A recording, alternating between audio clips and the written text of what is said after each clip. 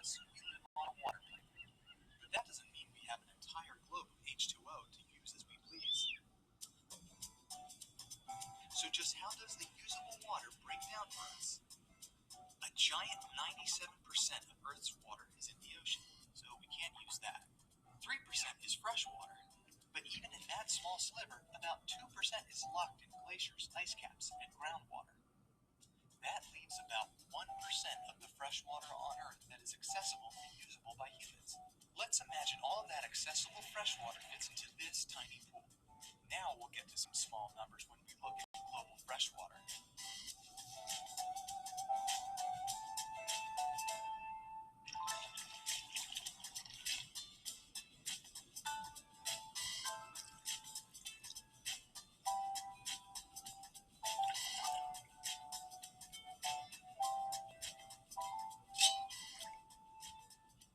There really is a small fraction of usable and accessible freshwater on this water planet.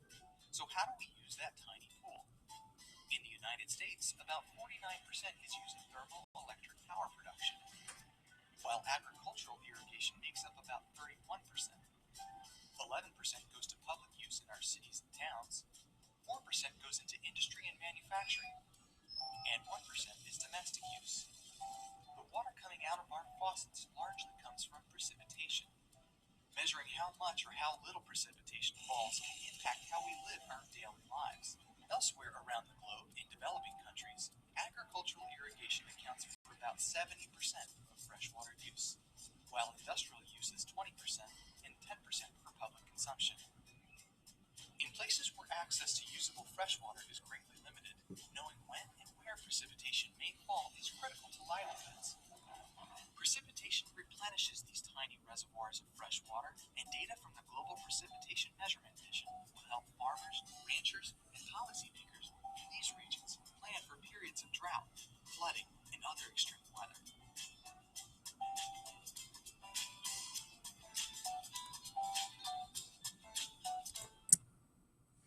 Assalamu alaikum wa rahmatullahi wa barakatuhu. So that was intro to topic 1 of your Unit E, which is the final unit that we're going to be working on for this year. So I just want to do a few reminders. The first is that topic 1, 2, and 3 will be given to you gradually this week.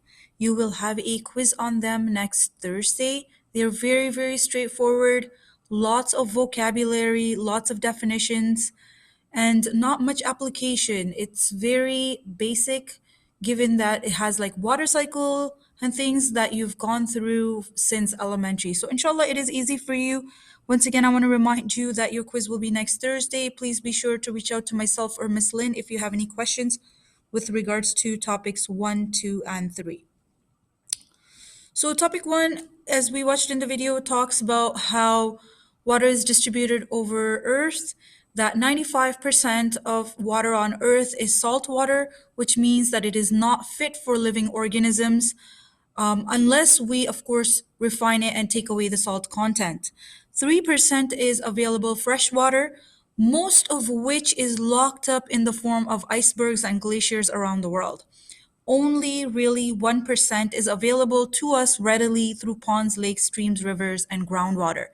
So I just want to point out here that a lot of students, they tend to forget groundwater. So groundwater is the water that comes down in the form of precipitation, runs off of land, and gets stored deep within the ground.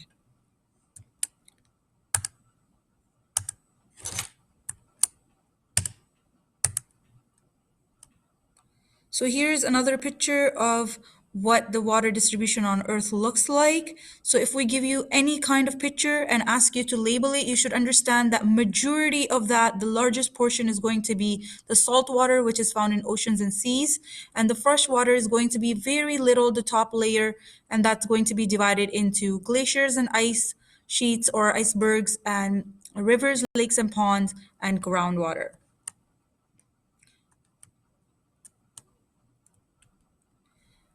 What is salt water? Salt water means that the water has a high salt content, it's not fit for drinking, and fresh water means that it can be used and is readily available for use by organisms. Water is very, very important because life on Earth cannot exist without water. Human beings are made up of more than 80% of water. Water is major component of all living things. All living things need to take in nutrients. Nutrients are what fuels our body to do what it needs to do in order for us to live, breathe, and survive. In order for these nutrients to really get into our systems, they need to be first dissolved into water. So that brings in water as a really essential player for us. Also, it helps us remove waste. So building up of waste in our body, for example, your kidneys, if they're not able to remove urea, then you get kidney stones. And water is really important because water helps us break down those little stones. Water helps us from even preventing those stones from building up in the first place. So they're really, really important for living organisms and the mechanisms of our bodies, but also they're important for our daily life. For example, firefighting, transportation, if you want to go swimming, if you want to go do other recreation activities like water parks, so there it's also part of our daily activities. So water is very, very important. So next is the water cycle.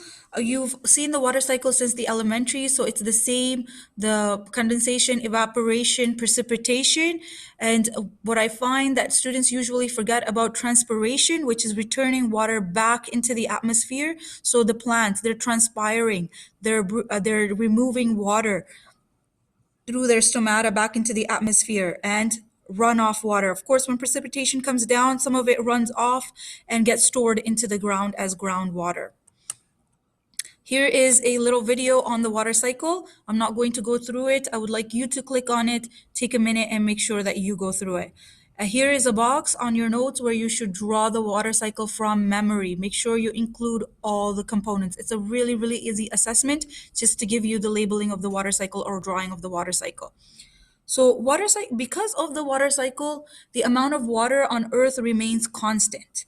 So that's the importance of water cycle. The distribution of water varies from country to country. Canada has one of the largest water reservoirs in the world.